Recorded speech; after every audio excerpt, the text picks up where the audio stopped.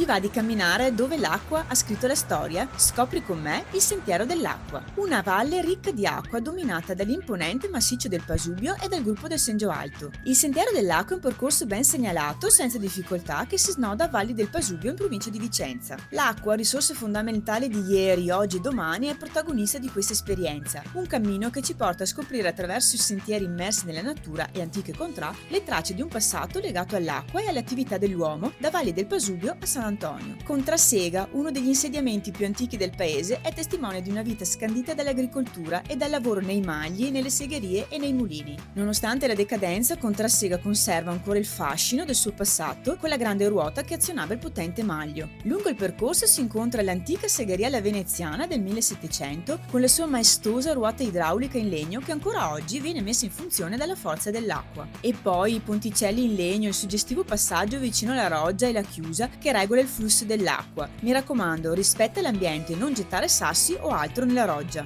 Immagina passo dopo passo la vita che animava un tempo queste contrade. Osserva con attenzione i vecchi attrezzi, i panorami mozzafiato, le incisioni sui muri, la costruzione delle case. Sii curioso. Un'escursione che ti rilassa, accompagnato dal suono dolce dell'acqua del fiume Leugra. Arrivati a San Antonio, oltre a gustare un buon piatto di gnocchi, fermati per ammirare il caratteristico paese. Altre info utili le trovi in descrizione.